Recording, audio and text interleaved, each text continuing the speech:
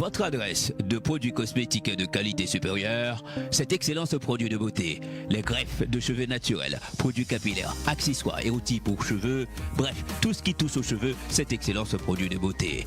Découvrez et magasinez toutes les nouveautés 3X et 6X Stretchable, des greffes Jumbo Boyd à partir de 5,99 $. Le vrai prix des bons produits cosmétiques, c'est Excellence Produits de Beauté. Excellence Produits de Beauté, 11 824 boulevard L'Angelier, Montréal-Nord. Téléphone 514 328 60 96. Excellence Produits de Beauté, le magasin qui tient toutes ses promesses.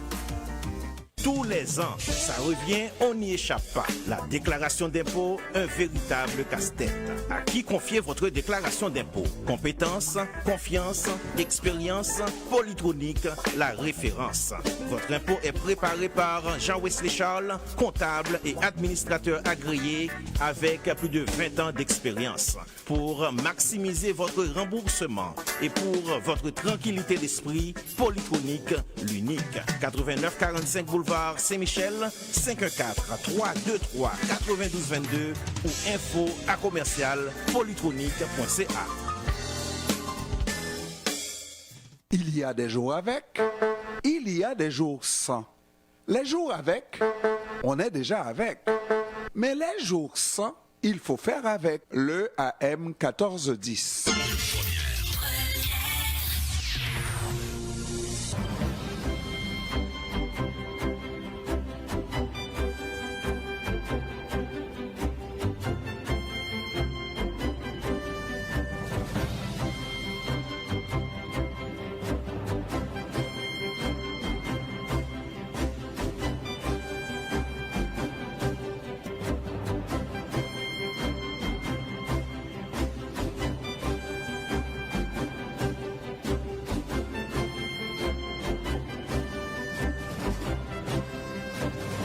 Alors, nous avons avec nous en ligne Maître Bishop, qui est inspectrice générale de Montréal, Maître Brigitte Bishop. Comment ça va, Maître Bishop? Ça va très bien, Monsieur Pierre. Et vous, comment allez-vous? Moi, ça va toujours bien, même quand ça va mal. Hein? Alors, Maître Bishop, dites-nous votre dernier rapport dénote moins de plaintes contre ce qui se passe à la ville de Montréal, mais par contre, il semble que les entrepreneurs, ceux qui font affaire avec la ville de Montréal, aiguisent leur manière de faire de sorte qu'il y a toujours des détours qui se prennent pour obtenir des contrats, pour ne pas déclarer des revenus et tout ça, là. Bien, c'est une très bonne observation que vous faites, M. Pierre. Oui, effectivement, les dénonciations ont diminué, mais il demeure que le pourcentage de dénonciations pertinentes à notre bureau a augmenté. Donc, c'est un peu un paradoxe. Donc, on voit qu'on a 198 dénonciations, contrairement à 212 l'an dernier. Par contre, on a 62 de dénonciations qui sont dans notre propre mandat. Donc, je trouve qu'effectivement, on a un peu plus de dénonciations là, dans nos cordes. Quand vous parlez au niveau des manœuvres de loterie des entrepreneurs ou de la façon de manquer d'intégrité dans nos contrats, ça, effectivement, ça a été une année 2022 assez faste. Nous avons plusieurs rapports publics que nous avons fait. Nous avons fait 5 rapports publics, donc qui partent de la ville, en fait, de la mauvaise interprétation de critères de sélection qui va jusqu'à le détournement de fonds et aussi l'utilisation de prête-noms à un niveau assez... avant de prêter l'utilisation de prête-noms, on prenait des gens dans notre famille. Maintenant, on est rendu qu'on engage une entreprise. Alors donc, il y a certainement des questions à se poser puisque nous sommes 10 ans après les recommandations de la commission Charbonneau. Il me semble que des mesures avaient été prises pour peut-être pas annihiler totalement des mauvaises intentions de la part de ceux qui fonctionnent, des entrepreneurs qui font affaire avec la ville de Montréal. Mais si ça continue de plus belle, Maître Bishop, il y a des questions à se poser. Est-ce que c'est la ville de Montréal qui se présente en agneau et qui se laisse manger de la laine sur le dos? Oh, c'est une grande question. Écoutez, je ne pense pas parce que nous, on est le chien de garde en matière d'intégrité contractuelle. Je pense que les gens qui veulent mal faire existeront toujours. Je pense pas qu'on peut enrayer à 100% les intentions. Par contre, avec la détection, avec la confiance du public en notre mission, je pense qu'on peut parvenir à aller chercher un équilibre, sinon à contrôler la situation. Mais intégrité zéro, honnêtement, je n'y crois pas. Non, ça n'existe pas. Tant qu'on fait affaire avec des hommes, on va avoir de l'hommerie, mais plus que ça, là, c'est littéralement des situations de mauvaise foi et de fraude. Est-ce que maintenant, les mesures qui sont prises pour dissuader les entrepreneurs à utiliser ces mauvaises pratiques qu'on croyait anciennes et révolues, est-ce que les mesures sont suffisamment corsées pour empêcher ces gens-là de nous rouler dans la farine, quoi? Mm-hmm. Je pense que ça porte fruit parce que lorsqu'on regarde le cas justement de Coël Mainville, là, que M. Michon avait été mis sur la liste noire et on a eu une dénonciation. Donc les gens dénoncent. Parce que c'est suite à une dénonciation qu'on a fait ce dossier-là et on est en mesure de découvrir tout le stratagème alors qu'il avait utilisé une autre compagnie pour pouvoir faire des contrats à la Ville de Montréal. Donc, je pense que les gens honnêtes ont une voix, en fait. C'est un peu ça ce que je veux vous dire, M. Pierre, c'est que on a des dénonciations qui viennent des entreprises. Quand vous avez vu nos statistiques, vous en avez parlé tantôt, que les entrepreneurs dénoncent davantage à notre bureau. Donc, je pense que les gens honnêtes en ont assez. Parce que autrefois, il y avait, je ne sais pas, une combinaison, une espèce de confrérie à l'intérieur même de tous ceux qui se connaissaient et qui étaient des fournisseurs à la Ville de Montréal, qui s'arrangeait pour l'un passe son tour et passe la balle à l'autre. J'appelle ça faire de petites passes courtes. Hein? Et il semble que cette situation n'existe plus ou presque plus, puisque pour essayer d'utiliser, en tout cas de faire en sorte de passer des commandes, on est obligé, lorsqu'on est mis hors jeu, d'aller chercher un prête-nom à l'extérieur du clan qui est connu et qui postule régulièrement à la Ville de Montréal. Vous avez tout à fait raison. Et c'est ce que je crois, moi aussi. Je crois que je pense pas qu'on peut s'enrayer, comme vous dites, à 100% les manquements d'insécurité. Par contre, les gens veulent être honnêtes. Les honnêtes personnes ont une voix. Présentement, ce qu'on voit, je pense, dans la cellule justement que vous mentionnez, de gens mal intentionnés qui ensemble formaient des cartels, ça explose à l'intérieur. Donc, ces gens, il y a beaucoup de ces gens-là qui nous appellent. Et donc, on voit que tranquillement, la majorité négative va perdre tranquillement.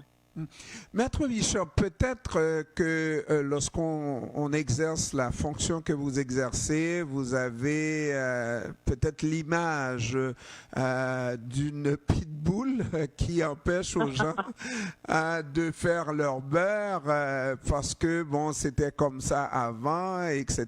Et pourquoi pas maintenant? Et puis, de toute façon, c'est l'argent du public. Est-ce qu'il y a lieu, l'argent de l'État, est-ce qu'il y a lieu de rappeler que effectivement, lorsque ces choses-là se font, c'est le grand public qui finit par payer d'une manière ou d'une autre? Effectivement, dans le cas des contrats à Montréal, c'est les Montréalais. Et donc, c'est pour ça que vous avez remarqué dans mon rapport annuel cette année, je fais beaucoup état des dénonciations publiques que j'ai fait où on ménage la chèvre et le chou.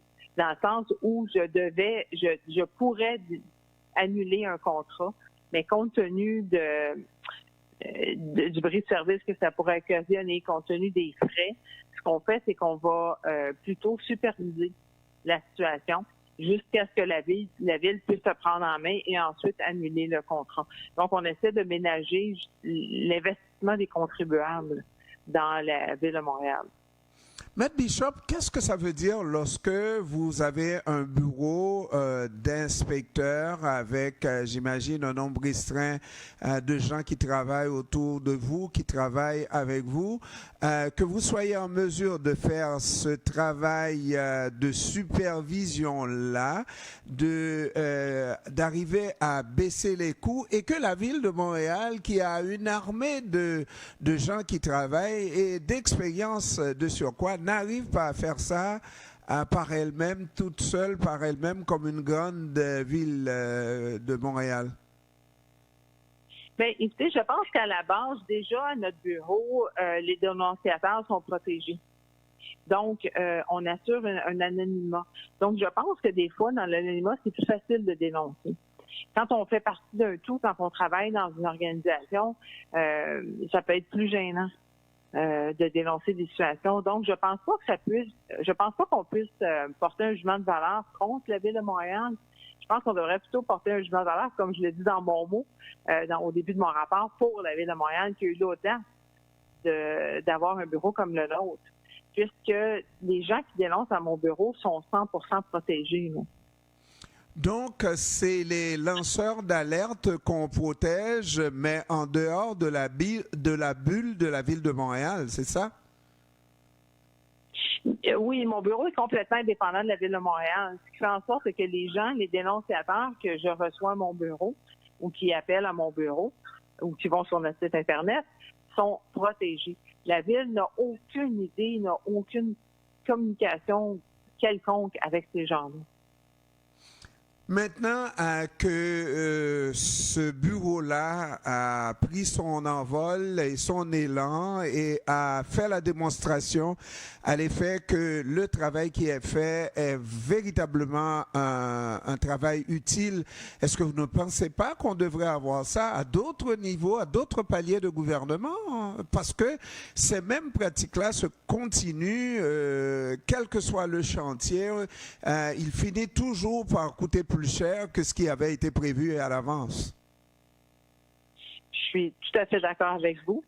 Là, ce que l'on a au niveau du gouvernement provincial, c'est l'autorité des marchés publics.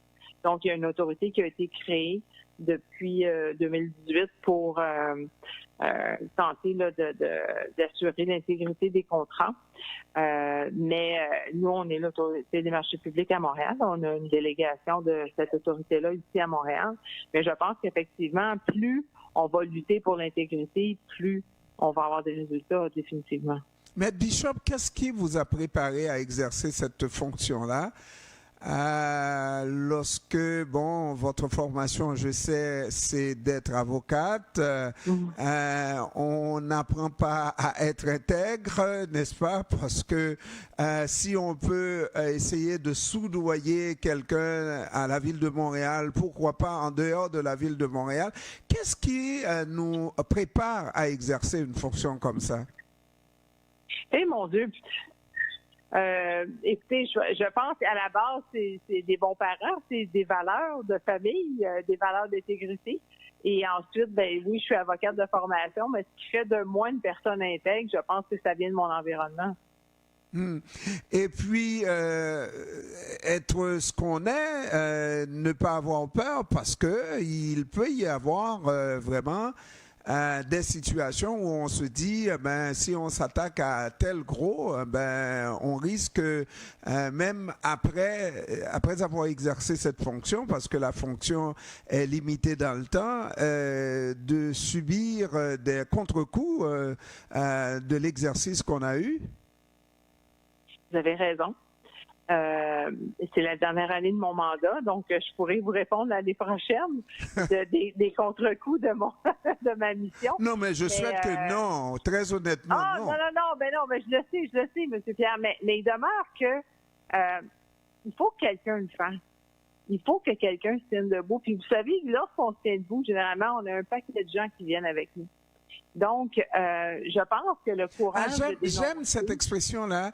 Lorsqu'on se tient debout, il y a un paquet de gens, et des gens honnêtes, qui se tiennent autour de nous. Hein? Oui, tout à fait. Vous savez que la malhonnêteté, ou dans notre cas, la délinquance contractuelle, c'est une minorité, non?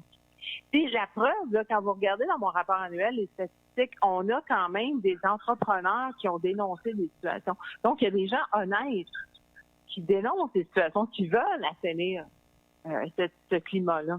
Et donc, c'est ce que je pense. Je pense qu'effectivement, je ne suis pas seule. Et c'est un peu cela que je voulais dire lorsque j'ai laissé entendre que si les gens trouvent des possibilités de faire un coup d'argent et de faire un coup d'argent tout le temps, ils vont le faire, tandis que si on ferme la pompe, mais à double tour, on ferme la porte à double tour, peut-être que ça penserait à deux fois. Je pense que votre bureau, le BIC, est vraiment la belle expérience, comme vous l'avez souligné, sans prétendre que les gens vont devenir subitement de bonnes personnes, mais vont se garder d'essayer ces mauvais coups-là, pas vrai? Tout à fait, vous avez tellement raison. Et j'abonde tout à fait dans le sens de ce que vous dites. Je pense que c'est une minorité de gens des gens qui ne sont pas intègres, qui veulent faire de l'argent rapidement. C'est quand même une minorité. Sur un long terme, ce qui est important, c'est quoi nos valeurs? C'est la réputation, c'est l'honnêteté. C'est d'être capable de faire vivre nos familles.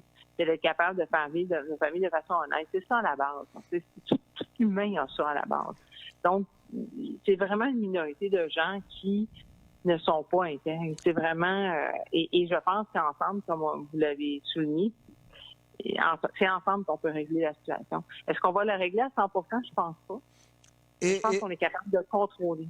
Et j'aime tellement ça parce qu'il y a ces indices de pays qui sont classés selon enfin la façon dont les dirigeants gouvernent justement par rapport à ce qu'on appelle la bonne gouvernance.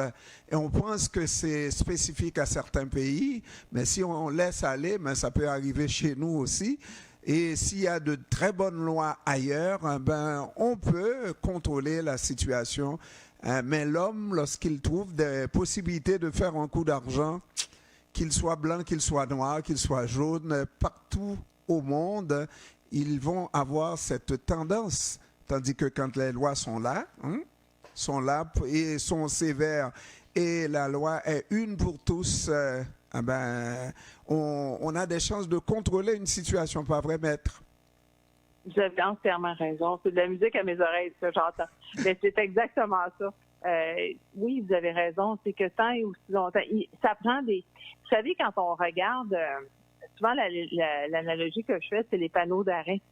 Les panneaux d'arrêt sur les coins de rue. Là. Pour certaines personnes, un arrêt, c'est une suggestion. S'il n'y a pas de police, ce n'est qu'une suggestion. Lorsqu'il y a une présence policière... Et j'en ris, maître. Et j'en ris. Et j'en ris. Je sais pourquoi je ne dirai pas. Merci beaucoup, maître Bishop. Merci beaucoup et au plaisir de vous reparler l'an prochain au prochain rapport. Merci. Et puis, merci d'avoir pris du temps de nous parler. Merci infiniment. Au revoir. Au revoir.